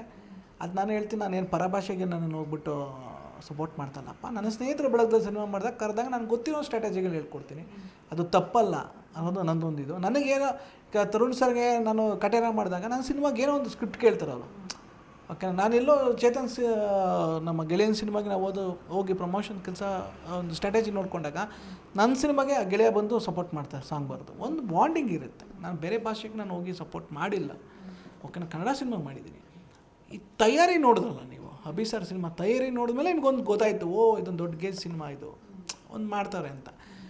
ಬಟ್ ಅವರು ಬ್ಯಾಡ್ ಮ್ಯಾನರ್ಸ್ಗೆ ಸಿನಿಮಾ ಪಟ್ಟಂಗೆ ಒಂದು ಮಾತು ಸ್ಪಷ್ಟವಾಗಿ ಹೇಳ್ಬಿಡ್ತೀನಿ, ಅಭಿ ಸರ್ದು 8804 ಅಲ್ಲ 8803 ಆಗುತ್ತೆ. ಇವಾಗ 3ನೇ ಸಿನಿಮಾನೇ ಮಹೇಶ್ ಕುಮಾರ್ ಸಿನಿಮಾ ಆಗುತ್ತೆ. ರಾಕ್ಲೈನ್ ಸರೇ ಪ್ರೊಡ್ಯೂಸರ್, ಅಭಿ ಸರೇ ಹೀರೋ, ನಾನೇ ನಿರ್ದೇಶಕ. ಯಾವುದೇ ರೀತಿ ಕತೆ ಬದಲಾವಣೆ ಇಲ್ಲ. ಹಿಸ್ಟಾರಿಕಲ್ ಸಿನಿಮಾ, ಒಂದು 1000 ವರ್ಷಗಳ ಹಿಂದಿನ ಒಂದು ಕಥೆನ ಆಯ್ಕೆ ಮಾಡ್ಕೊಂಡಿದ್ದೀವಿ, ಅದೇ ಆಯ್ಕೆ ಆಗುತ್ತೆ. ಬಟ್ ಆಯ್ಕೆ ಆದಾಗ ಅದಕ್ಕೊಂದು ಬಾಡಿ ಫಿಟ್ನೆಸ್ ಅಂತ ಬರುತ್ತೆ. ಹಿಸ್ಟಾರಿಕಲ್ ಕಲಾರಿ ವಿದ್ಯೆ ಕಲಿಬೇಕು ಅಂತ ಹೇಳಿದ್ರೆ, ಹಾರ್ಸ್ ರೈಡ್ ಕಲಿಬೇಕು ಅಂದರೆ ನಿಮ್ಗೊಂದು ಗೊತ್ತಾ, ಹಾರ್ಸ್ ರೈಡ್ ಕಲಿಬೇಕು ಅಂದರೆ 78 kg ಇರಬೇಕು ವೆಯ್ಟ್. 79 kg ಇದ್ದರೂ ನಿಮ್ಗೆ ಯಾರೂ ಹೇಳ್ಕೊಡಲ್ಲ. ಯಾಕೆ ಅಂತ ಕೇಳಿದ್ರೆ, ಹೇಳ್ಕೊಡೋ ಪ್ರೋಸೆಸ್ಸಲ್ಲಿ, ಹಾರ್ಸ್ ರೈಡ್ ಹೇಳ್ಕೊಡೋ ಪ್ರೋಸೆಸ್ಸಲ್ಲಿ ಕೆಳಗಡೆ ಬಿದ್ದರೆ ಸ್ಪೈರಲ್ ಕಾರ್ಡ್ ಡ್ಯಾಮೇಜ್ ಆಗುತ್ತೆ, ಓವರ್ ವೆಯ್ಟ್ ಅಂತ ಹೇಳ್ತೀವಿ. 78 kg ಮೇಂಟೈನ್ ಮಾಡಬೇಕಾದಲ್ಲ, ಓವರ್ ವೆಯ್ಟ್ ಇದ್ದಾಗ ಹೇಳ್ಕೊಡಲ್ಲ. ಕಲಾರಿ ವಿದ್ಯೆಗೆ ಒಂದು ಫ್ಲೆಕ್ಸಿಬಿಲಿಟಿ ಬೇಕು. ಸೊ ಬ್ಯಾಡ್ ಮ್ಯಾನರ್ಸ್ಗೆ ಒಂದು ತಯಾರಿ ಇತ್ತು. ಮತ್ತು ಬ್ಯಾಡ್ ಮ್ಯಾನರ್ಸಿಂದ ಆಚೆ ಬಂದಮೇಲೆ ಬಾಡಿ ಫಿಟ್ನೆಸ್ ಬೇಕಾಗಿತ್ತು. ಅವ್ರು ಅಮರ್ ಸಿನಿಮಾದಲ್ಲಿ ಥೈಲ್ಯಾಂಡ್ಗೆ ಹೋಗಿ ಕಿಕ್ ಬಾಕ್ಸಿಂಗ್ ಮುಖಾಂತರನೇ ಸಣ್ಣ ಆಗಿತ್ತು. ನಾನು ಡೈರೆಕ್ಟ್ರು ಅಲ್ಲಿ ಹೋಗಬೇಕು, ನಂಗೆ 4 ತಿಂಗಳು ಟೈಮ್ ಬೇಕು, 6 ತಿಂಗಳು ತೊಗೊಳ್ಳಿ, ಯಾರು ಬಂದು ಪ್ರತಿಭಟನೆ ಮಾಡ್ತಾಯಿಲ್ಲ. ಬಟ್ ಬಂದ ಮೇಲೆ ನಾವು ಮಾಡಿದ್ಮೇಲೆ ಆ ಸಿನಿಮಾ 8803 ಏನಾಗುತ್ತೆ, ಅದು ಅವ್ರ ಲೈಫೇ ಇನ್ನೊಂದು 10 ವರ್ಷ ನೆನೆಸ್ಕೋಬೇಕು, ಅದೊಂದು ಬುನಾದಿ ಆಗಬೇಕು. ಸೊ ಅದಕ್ಕೆ ತಾಳ್ಮೆ ಬೇಕು, ಸಹನೆ ಬೇಕು. ಈ ಕೇಳಿಸ್ಕೊಳ್ಳೋದು ಕಿವುಡನಾಗಿರಬೇಕು, ಓಕೆನಾ, ಕುರುಡನಾಗಿರಬೇಕು, ಮೂಗನಾಗಿರ್ಬೇಕು. ಹೌದು ಗುರು, ನಾನು ಸಿನಿಮಾನೇ ಮಾಡ್ತಾಯಿಲ್ಲ, ಆಯ್ತು ಗುರು ನಾನು ಮಾಡಲ್ಲ ಬಿಡು ಅಂತಲೇ ಹೇಳಿ ನಾವು ಗೆಲ್ಲಬೇಕು ಸರ್, ನೀವು ಹೋಗಿ ಅಂಥೇಳಿ. ನೋಡಿ ಇವತ್ತು ಅವರು ಎಲ್ಲನೂ ಅವರು ಫುಡ್ ಡಯಟು ಎಲ್ಲ ಚೇಂಜ್ ಆಗಿದೆ. ಹೆಂಡ್ತಿ ಅಮ್ಮ ಎಲ್ಲ ಬಿಟ್ಟು ಒಬ್ಬರೇ ಇದ್ಕೊಂಡು ಅದೊಂಥರ ಸೆಲ್ ಥರ ನಿಮ್ಮ ಟ್ರೈನಿಂಗ್ ಅದು 7 ಅವರ್ ಕಿಕ್ ಬಾಕ್ಸಿಂಗಲ್ಲೇ ಕಲಿಬೇಕು. ಪ್ರತಿನಿತ್ಯ 24 ಗಂಟೆಲಿ 7 ಅವರ್ ಕಿಕ್ ಬಾಕ್ಸಿಂಗ್ ಲೆಕ್ಕ ಕಳಿ. 1 ಅವರ್ ಕಿಕ್ ಬಾಕ್ಸಿಂಗ್ ಮಾಡೋದು ಲೇಟ್ ಆಗುತ್ತೆ. ಸೊ ನಾನು ವೀಡಿಯೋ ಕಾಲ್ ಮಾಡ್ತಾ ಇರ್ತೀನಿ, ನಾನು ನೋಡ್ತಾ ಇರ್ಬೇಕಾದ್ರೆ ಒಂದು ಕಡೆ ನನಗೆಲ್ಲೋ ಅಯ್ಯೋ ಅನಿಸುತ್ತೆ, ನಾನು ಇಷ್ಟು ಕ್ರೂರಿ ಆಗ್ಬಿಟ್ವಾ ನಾವು ಅದೆಲ್ಲ ನೋಡಿದಾಗ. ಬಟ್ ತಾಯಿ ಹೇಗೆ ಅನ್ಕೋತಾರೆ. ಬಟ್ ಒಬ್ಬ ಸೂಪರ್ ಸ್ಟಾರಾಗಿ ನಿಲ್ಲಬೇಕು ಅಂದರೆ, ಒಬ್ಬ ಸೂಪರ್ ಸ್ಟಾರ್ ಮಗ ಇನ್ನೊಬ್ಬ ಸೂಪರ್ ಸ್ಟಾರಾಗಿ ನಿಲ್ಲಬೇಕು ಅಂತ ಹೇಳಿದ್ರೆ ಇದೆಲ್ಲ ಒದೆಗಳು ತಿನ್ನಬೇಕೀಗ. ಅವ್ರಿಗೆ ಅಮರ್ ಆ್ಯಂಡ್ ಬ್ಯಾಡ್ ಮನಸ್ಸಿಂದ ದೊಡ್ಡ ಜೀವನ ಪಾಠ ಕಲ್ತಿದ್ದಾರೆ. ದೆನ್ ಅವ್ರು ಆಚೆ ಬಂದಮೇಲೆ 0003ನೋ ಇನ್ನೊಂದು ಸಿನಿಮಾನೋ ಅಭಿ ಸರ್ ಗೆಲುವನ್ನ ಯಾರ ಕೈಲೂ ಕಟ್ಟಿಡೋಕ್ಕಾಗಲ್ಲ. ಅವ್ರಿಗೆಲ್ಲ ಲೈಫ್ ಇಂಡಸ್ಟ್ರಿ ಏನು ಅನ್ನೋದು ಗೊತ್ತಾಗೋಗಿದೆ. ಅಂಬರೀಷ್ ಅಣ್ಣ ಇದ್ದಾಗ ಹಿಂದೆ ತುಂಬ ಜನ ಓಡಾಡಿದ್ರು. ಇವತ್ತು ಅಭಿ ಸರ್ ಸಿನಿಮಾ ಮಾಡ್ತೀನಿ ಅಂದಾಗ ಏನೇನೆಲ್ಲ ಮಾತಾಡ್ತಾ ಇದ್ದಾರೆ, ಒಂದು ಬಾಡಿ ಅನ್ನೋದೇ ಇಟ್ಕೊಂಡು ಏನೇನೆಲ್ಲ ಮಾತಾಡ್ತಾ ಇದ್ದಾರೆ. ಅದಕ್ಕೆಲ್ಲ ಆನ್ಸರ್ ಇನ್ನೊಂದು ಅಕ್ಟೋಬರ್ ಒಳಗಡೆ ಅವರು ಅಲ್ಲಿ ತನಕ ಬರಲ್ಲ. ಬರ್ತಾರೆ ತಿಂಗಳಿಗೆ ಅಥವಾ 1.5 ತಿಂಗಳು 2 ಸಲ ಬಂದು 2 ದಿನ ಇದ್ದು ತನ್ನ ಫ್ಯಾಮಿಲಿ ನೋಡ್ಕೊಂಡು ಹೊರಟೋಗ್ತಾರೆ ಅಷ್ಟೇ ಹೊರತು ಅವರಲ್ಲೇ ಹುಟ್ಬಿಟ್ಟಿದೆ ಮೇಡಮ್. ಯಾವತ್ತೂ ನನ್ನ ತಾಯಿ ಒಂದು ಗಾದೆ ಹೇಳೋರು, ಎತ್ತಾಕೋದು ನಾಯಿ ಮೊಲ ಹಿಡಿಯಲ್ಲ ಅಂತ. ಅಂದರೆ ನಾಯಿನ ಎತ್ತಾಕ್ಬಿಟ್ಟು ಮೊಲ ಹಿಡಿ ಅಂದ್ರೆ ಹಿಡಿಯುತ್ತೆ, ಅವ್ರ ಮನಸ್ಸು ಬರಬೇಕು ಅನ್ನೋದು. ಅಭಿ ಸರ್ಗೆ ನಿಜ ಜೀವನದ ಅರ್ಥ ಆಗಿದೆ. ಪ್ರೊಫೆಷನಲ್ಲಿ ಇಲ್ಲಿ ಯಾರಿದ್ದರೂ ನಮ್ಮೂರಿಲ್ಲ ಅನ್ನೋದು, ಓಕೆನಾ. ಈಗ ಯಾರೂ ಅವ್ರನ್ನ ಕರೆಕ್ಟ್ ಮಾಡುವ ಅವಶ್ಯಕತೆ ಇಲ್ಲ, ಈಗ ಅವರೇ ಕರೆಕ್ಟ್ ಆಗಿದ್ದಾರೆ. ನಾನು ಏನು ಮಾಡಬೇಕು ಏನು ಅನ್ನೋದು. ಇನ್ನು ಅವರ ಗೆಲುವನ್ನು ಅವ್ರ ಸಿನಿಮಾನ ತಡೆಯೋಕ್ಕೆ ಚಾನ್ಸೇ ಇಲ್ಲ. ಅವ್ರಿಗೆ ಭಾಳಷ್ಟು ಅವಕಾಶಗಳಿವೆ, ಅವ್ರು ಬಳಸ್ಕೋತಾರೆ. ನಾನು ಕಾಯ್ತಾ ಇದ್ದೀನಿ. ಆ ಪ್ರಿಪ್ರೇಷನ್ ಅಂತಿಮ ಹಂತಕ್ಕೆ ಬರ್ತಾಯಿದೆ. ಈಗ ಒಂದು 30% ಮುಗಿದಿದೆ ಅವರ ಬಾಡಿ ಒಂದು ಶೇಪ್ ಅಪ್ ಬರೋದು. ಒಂದು ಸರ್ಪ್ರೈಸ್ ಆಗಿ ಅವರು ಅಲ್ಲಿ ತನಕ ಎಲ್ಲೂ ಮೀಡಿಯಾದಲ್ಲ ಅವ್ರನ್ನ ಕಾಣಿಸ್ಕೊಳ್ಳಲ್ಲ. ಅವರು ಅಲ್ಲಿ ಬಂದ ಮೇಲೇ ಒಂದು ಸರ್ಪ್ರೈಸ್ ಆಗಿ ಕಾಣಿಸ್ಕೊಂಡ್ಮೇಲೆ ನಾನು ನೆಕ್ಸ್ಟ್ ಮುಹೂರ್ತಕ್ಕೆ ಹೋಗ್ತೀನಿ. ಅಲ್ಲಿ ತನಕ ಏನೇನು ಪ್ರಿಪ್ರೇಷನ್ಸ್ ಬೇಕು, script, mood board, miniatures, location hunting, costumes ಪ್ರತಿಯೊಂದು ರೆಡಿಯಾಗಿದೆ. ಅದಕ್ಕೆ ಏನೇನು ಬೇಕು ರಾಕ್ಲೈನ್ ಸರ್ ಅದನ್ನು ಫೀಡ್ಬ್ಯಾಕ್ ಮಾಡ್ತಾಯಿದ್ದಾರೆ. ಇನ್ ಬಿಟ್ವೀನ್ ನಂದು ಒಂದು ಜೀವನ ಅಂತ ಇರುತ್ತಲ್ಲ, 2 ವರ್ಷ ಆಗಿರೋದ್ರಿಂದ ಎಲ್ಲ ರೆಡಿ ಇರ್ಬೇಕಾರೆ ಸೊ ಒಂದು ಸಿನಿಮಾ ಮಾಡೋಣ ಮಧ್ಯದಲ್ಲಿ, ಅವ್ರು ಬರೋ ಮತ್ತೆ ಒಂದಷ್ಟು ತಿಂಗಳುಗಳ ಮಧ್ಯದಲ್ಲಿ ಒಂದು ಸಿನಿಮಾ ಅವಕಾಶ ಇತ್ತು. 0004 ಆದಮೇಲೆ ಮಾಡಬೇಕು ಅನ್ನೋ ಸಿನಿಮಾನ ಹೀಗೆ ಕೈ ಎತ್ಕೊತಾ ಇದ್ದೀನಿ. ನೆಕ್ಸ್ಟ್ ಮಂತೆ ನಾನು ಆ ಸಿನಿಮಾನ ಕೈಗೆ ಎತ್ಕೋತೀನಿ. ಅದಾದ ನಂತರ ಉಳಿದಿದಂಥ ಕೆಲಸಗಳು ಅಭಿಸರ್ ಬಂದಮೇಲೆ ನಡೆಯುತ್ತೆ. ಸೊ ಅವ್ರು ಯಾವಾಗ ರೆಡಿ ಆಗ್ತಾರೆ ಸೊ ಅವತ್ತಿಂದನೇ ಆ ಸಿನಿಮಾ ಸ್ಟಾರ್ಟ್ ಆಗುತ್ತೆ. ನನ್ನ ಕೈಲಾದಂಥ, ನಾನು ಅಂಬರೀಷನ ಸಿನಿಮಾ ನೋಡ್ಕೊ ಬೆಳೆದಂಥ ಹುಡುಗ, ನಾನು ಮಂಡ್ಯದ ಹುಡುಗ, ಅಭಿಮಾನ ಇದೆ. ಅಂಥ ಒಂದು ಕುಟುಂಬಕ್ಕೆ ಸಿನಿಮಾ ಮಾಡ್ತಿದ್ರೆ ಹುಡುಗಾಟ ಮೇಡಮ್, ಹುಡುಗಾಟನ ಈ ಮೈಕ್ ಇಟ್ಕೊಂಡು ಮಾತಾಡಿದಷ್ಟು ಮುಂದೆ ಮಾತಾಡಿದಷ್ಟು ಈಸಿ ಅಲ್ಲ. ಒಬ್ಬ ಸೂಪರ್ ಸ್ಟಾರ್ ಮಗನ ಗೆಲುವು ಕೊಡೋದು ಎಕ್ಸ್ಪೆಕ್ಟೇಷನ್ ಬಿಗಿನಿಂಗೇ ಇರುತ್ತೆ.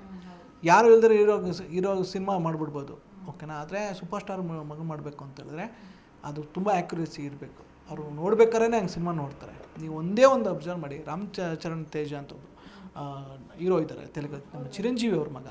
ಅವರು 4-5 ಸಿನಿಮಾ ಫ್ಲಾಪ್ ಆಗುತ್ತೆ. ಅವರು ಮಗದಿರನೇ ಬೇಕಾಗಿತ್ತು ಅವ್ರಿಗೆ.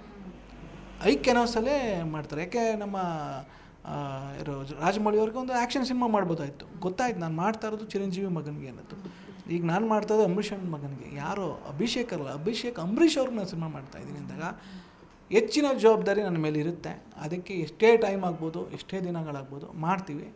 ಯಾವತ್ತೂ ಒಂದು ದಿನ ಒಂದು ಫ್ರೈಡೇ ರಿಲೀಸ್ ಆಗುತ್ತೆ 1:30ಗೆ. ಇಲ್ಲ ಗುರು ಅವ್ನು ಕಾದಿದ್ದಾನೆ, ನಾವೇ ತಪ್ಪು ಮಾತಾಡ್ತಾಯಿದ್ದೋ, ಒಂದು ಒಳ್ಳೆ ಸಿನಿಮಾ ಕೊಟ್ಟಾನೆ ಅಂತ ಹೇಳಿದ್ರೆ ಅಂಬರೀಷನ್ ಎಲ್ಲೋ ಒಂದು ಕಡೆ ಕೂತಿದ್ರೆ ಬಡ್ಡಿ ಮಗ ಒಳ್ಳೆ ಸಿನಿಮಾ ಕೊಟ್ಟ ನಮ್ಮ ಹುಡುಗ ಅಂತ ಅನ್ಸ್ಕೋಬೇಕು. ಆ ಅಭಿಮಾನಕ್ಕೆ ನಾನು ಅವರು ಆ ಕುಟುಂಬದ ಒಂದು ಅಭಿಮಾನಕ್ಕೆ ಒಂದು ಸಣ್ಣ ಬಳುವಳಿ ಉಡುಗೊರೆ ಕೊಡಬೇಕು ಅನ್ನೋದು ಹಠದಲ್ಲಿ ಹೋಗ್ತಾಯಿದ್ದೀವಿ ಮೇಡಮ್. ಈಗ ನೀವು ಕೂಡ ಒಂದಷ್ಟು ದುಡ್ಡನ್ನು ಕೈಯಲ್ಲಿ ಇಟ್ಕೊಂಡು ಎಷ್ಟೋ ಸಣ್ಣ ಅಮೌಂಟ್ ಇಟ್ಕೊಂಡು ಬೆಂಗಳೂರಿಗೆ ಬಂದವರು. ಸೊ ಹೇಗಿದೆ ಸರ್ ಪ್ರೆಸೆಂಟ್ ಲೈಫು? ಈಗ ಸ್ಟಾರ್ಗಳ ಜೊತೆ ಇದ್ದೀರಾ, ಸಿನಿಮಾ ಅಂತ ಓಡಾಟ, ಇದೆಲ್ಲವೂ ಕೂಡ ಯಾವ ರೀತಿ ಚೇಂಜ್ ಆಗಿದೆ ನಿಮ್ಮ ಲೈಫ್ ಇವಾಗ ಅಂತ ಹೇಳಿ? ಮೇಡಮ್ ಆರಾಮಾಗಿದೆ. ತಿಂಡಿಗೆ ಏನೂ ತೊಂದರೆ ಇಲ್ಲ, ಆರಾಮಾಗಿದೆ. ಅಂದರೆ ಸ್ಟ್ರಗಲ್ ಟೈಮಲ್ಲಿ ಫುಟ್ಪಾತಲ್ಲಿ ಮಲಗಿದ್ದೀವಿ, ಚೌಟ್ರಲ್ಲಿ ಊಟ ಮಾಡಿದ್ದೀವಿ, ಆರ್ಕೆಸ್ಟ್ರಾದಲ್ಲಿ ಹಿಂದೆ ಹೋಗಿ ಒಂದು ಕೋಟ್ ಹಾಕೊಂಡು ಮ್ಯೂಸಿಕ್ ಬರ್ಸಿದ್ದೀವಿ, ಕ್ಯಾಟ್ರಿಂಗಲ್ಲಿ ಬಡಿಸಿದ್ದೀವಿ, ಊಟ ಬಡಿಸಿದ್ದೀವಿ, ಓಕೆನಾ. ಎಲ್ಲ ರೀತಿ ತಲೆ ಹಿಡಿಯೋದು ಬಿಟ್ಟು, ಓಕೆನಾ, ಎಲ್ಲ ಕೆಲಸ ಮಾಡಿ ಅನ್ನದ ಬೆಲೆ, ಸಮಯದ ಬೆಲೆ ಎಲ್ಲ ಗೊತ್ತಾದ ಮೇಲೆ ಭಗವಂತ ನಮ್ಗೆ ಸಕ್ಸಸ್ ಅಂತ ಕೊಟ್ಟಿದ್ದು. ಅವತ್ತಿಂದ ಇವತ್ತಿನವ್ರಿಗೆ ತಿರುಗಿ ನೋಡಿಲ್ಲ. ಭಗವಂತ ಚೆನ್ನಾಗಿಟ್ಟಿದ್ದಾನೆ, ನನ್ನ ತಾಯಿನೇ ಚೆನ್ನಾಗಿಟ್ಟಿದ್ದೀನಿ, ಓಕೆನಾ. ಆ ಪ್ರಪಂಚದಲ್ಲಿ ಆ ತಾಯಿ ಚೆನ್ನಾಗವ್ರೆ ಅಂತ ಹೇಳಿದ್ರೆ ಪ್ರಪಂಚದಲ್ಲಿ ಏನೂ ಬೇಕಾಗಿಲ್ಲ. ನಾವೆಲ್ಲಿದ್ದರೆ ಹೆಂಗಿರೋ ಚೆನ್ನಾಗಿರ್ತೀವಿ. ಎಲ್ಲೋ ಮಂಡ್ಯದ ತಾಯಿ ನನ್ನ ಬಗ್ಗೆ ಯೋಚನೆ ಮಾಡ್ತಾ ಇರ್ತಾರೆ, ಇಲ್ಲಿ ನಾನು ಅವ್ರ ಬಗ್ಗೆ ಯೋಚನೆ ಮಾಡ್ತಾ ಇರ್ತೀನಿ. ಅವರು ದೇವ್ರ ಹತ್ರ ಮಗನ ಬಗ್ಗೆ ಕೇಳ್ತಾ ಇರ್ತಾರೆ, ನನ್ನ ತಾಯಿನ ಹಿಡಿದು ಚೆನ್ನಾಗಿಡೋದು ನಾನು ದೇವ್ರ ಹತ್ರ ಕೇಳ್ತೀನಿ.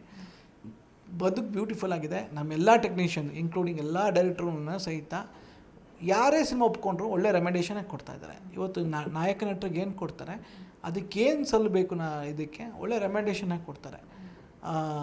ಲೈಫ್ ಚೆನ್ನಾಗಿದೆ, ಇನ್ನೂ ಚೆನ್ನಾಗಿ ಮಾಡ್ಕೋಬೇಕು, ಇನ್ನೊಂದಷ್ಟು ಕೆಲಸಗಳು ಮಾಡಬೇಕು, ಶ್ರಮ ಹಾಕಬೇಕು.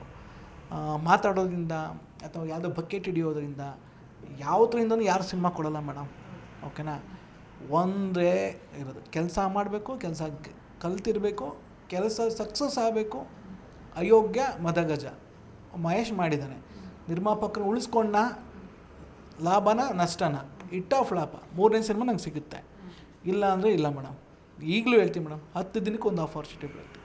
2 ವರ್ಷ ಆದರೂ ಸುಧಾ ಮಹೇಶ್ ಸಿನಿಮಾ ಮಾಡ್ತೀರಾ, ಬರ್ತಾನೆ ಇರುತ್ತೆ ನನಗೆ ಆಪರ್ಚುನಿಟಿಗಳು.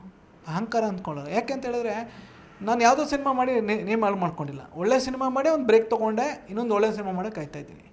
ದುಡ್ಡು ಮಾಡಬೇಕು ಅಂದರೆ ಶುಗರ್ ಫ್ಯಾಕ್ಟ್ರಿಗೆ ಕೂತ್ಕೊಂಡು ಎಲ್ಲೋ ಒಂದು 25,000 ರೂಪಾಯಿ ಸಂಬಳ ತೊಗೊಂಡು 2 ಮಕ್ಕಳು ಮಾಡ್ಕೊಂಡು ಹೆಂಡತಿ ಜೊತೆ ಇರ್ಬೋದಾಯಿತು. ಇಲ್ಲಿ ಬಂದಿರೋದು ಒಳ್ಳೆ ಸಿನಿಮಾ ಕೊಡಬೇಕು ಅಂತ.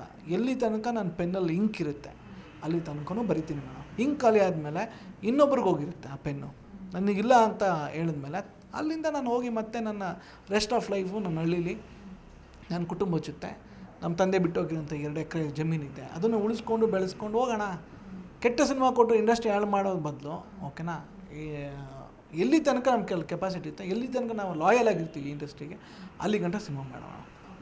ದರ್ಶನ್ ಸರ್ ಜೊತೆ ಸಿನಿಮಾ ಮಾಡೋ ಪ್ಲ್ಯಾನ್ ಇದೆಯಾ? ಇದ್ರ ಬಗ್ಗೆ ನೀವು ಇಬ್ಬರೇನ ಚರ್ಚೆ ಮಾಡಿದ್ದೀರಾ ಅಂತ ಹೇಳಿ? ಖಂಡಿತ ಮೇಡಮ್, ದರ್ಶನ್ ಸರ್ ಸಿನಿಮಾ ಮಾಡೇ ಮಾಡ್ತೀನಿ. ಅವ್ರು ಆಚೆ ಬರಲಿ. ಅವ್ರಿಗೆ ಬಂದ ತಕ್ಷಣ ನನಗೆ ಇವಾಗ ಮೊದಲು ಇರೋದು ತಲೆಯಲ್ಲಿ, ಅವ್ರು ಆಚೆ ಬಂದ ತಕ್ಷಣ ಕಂಪ್ಲೀಟ್ ಆಗಲಿ ನಮ್ಮ ಡೆವಿಲ್ ಸಿನಿಮಾ, ಅದು ಆಚೆ ಬರಲಿ, ಅದು ಗೆಲ್ಲಿ. ಅದಾದಮೇಲೆ ತರುಣ್ ಸರ್ ಸಿನಿಮಾ ಇದೆ, ಅದಾದಮೇಲೆ ಇವರು ಪ್ರೇಮ್ ಸರ್ ಸಿನಿಮಾ ಇದೆ. ಅದೆಲ್ಲ ಆದ ನಂತರ ನನಗೂ ಒಂದು ನಂಬರ್ ಅಂತ ಫಿಕ್ಸ್ ಆಗುತ್ತೆ. ಸೊ ಅದು ಅವ್ರ ಕಡೆಯಿಂದ ನನಗೆ ಆಲ್ರೆಡಿ ಗ್ರೀನ್ ಸಿಗ್ನಲ್ ಸಿಕ್ಕಿದೆ. ಓಕೆನಾ, ಯಾವುದು ಏನೋ ಒಂದು ಈ ಹಂತದಲ್ಲಿ ಬೇಡ. ಆ 3 ಸಿನಿಮಾಗಳು ನನಗೆ ವೆರಿ ಇಂಪಾರ್ಟೆಂಟ್. ಅವರು ಗೆಲ್ಲಿ ಅದ್ರ ಜೊತೆ ಅವ್ರು ಕೊಟ್ಟಂಥ ನನಗೆ ಆಪರ್ಚುನಿಟಿ ಇದೆಯಲ್ಲ, ಖಂಡಿತ ನಾನು ಒಬ್ಬ ನಿರ್ದೇಶಕನಾಗಿ ಅಭಿಮಾನಿಯಾಗಿ ಆ ಸಿನಿಮಾ ಮಾಡ್ತೀನಿ. ಅವ್ರು ಯಾವ ನಂಬರ್ ಯಾವತ್ತು ಕೊಟ್ಟರು ಅಷ್ಟೇ, ಕೊಟ್ಟಿಲ್ಲ ಅಂದರೂ ಅಷ್ಟೇ ಮೇಡಮ್. ಈ ಅಭಿಮಾನ ಬಾಸ್ ಅಂತಲೇ ಕರೆಯೋದು. ದರ್ಶನ್ ಸರ್ ಒಳಗಡೆ ಇದ್ದಾಗ ನಾವು ದರ್ಶನ್ ಅಂತ ಕರೆಯೋದು, ಆಚೆ ಬಂದ ಹಿಡ್ಕೆ ಬಾಸನೋ, ಈ ಗುಳ್ಳೆನರಿ ಆ್ಯಕ್ಟಿಂಗ್ ಎಲ್ಲ ಇವತ್ತೂ ಇಲ್ಲ ಮೇಡಮ್, ನಾಳೆನೂ ಇಲ್ಲ. ಬೇಕಾದ್ರೆ ಇವತ್ತೇ ಇಂಡಸ್ಟ್ರಿ ಬಿಟ್ಟು ಹೋಗೋಣ, ಪರವಾಗಿಲ್ಲ, ಇದ್ದರೆ ನಿಯತ್ತಾಗಿರೋಣ, ಯಾರಿಗೇ ಆಗಿರಲಿ ಅದು ಅನ್ನೋದು ಒಂದು ಇಂಟೆನ್ಷನ್ಸ್ ಇದೆ. ಯಾವತ್ತೇ ಸಿನಿಮಾ ಮಾಡಿದ್ರು ಆ ಅಭಿಮಾನಿಗಳು ಮೆರೆಸ್ಬೇಕು ಆ ಸಿನಿಮಾನ, ಆ ಥರ ಮಾಡ್ತೀವಿ ನಾವು ಅಷ್ಟೇ. Thank you so much. ಹಲವಾರು ವಿಚಾರಗಳನ್ನ ಹಂಚ್ಕೊಂಡ್ರಿ. ಏನು ನಿಮ್ಮ ಆಸೆ ಇದೆ ಅಭಿಷೇಕ್ ಮಾಡಿರುವಂಥ ಸಿನಿಮಾ ಅದು ಹಿಟ್ ಕೊಡಲಿ, ಇಂಡಸ್ಟ್ರಿಗೆ ದೊಡ್ಡ ಮಟ್ಟದಲ್ಲಿ ಇತಿಹಾಸವನ್ನೇ ಕ್ರಿಯೇಟ್ ಮಾಡಲಿ ಅಂತ ಹೇಳ್ತೀನಿ sir. Thank you so much. Thank you so much. ವೀಕ್ಷಕರೇ, ಇದು ಮದಗಜ ಮತ್ತು ಅಯೋಗ್ಯ ಸಿನಿಮಾ ಖ್ಯಾತಿಯ ಡೈರೆಕ್ಟರ್ ಮಹೇಶ್ ಅವರ ಮಾತುಗಳು. ಕ್ಯಾಮ್ರಾ ಪರ್ಸನ್ ಸಲೀಂ ಜೊತೆ ಯಶೋಧ ಪೂಜಾರಿ, ಬೆಂಗಳೂರು.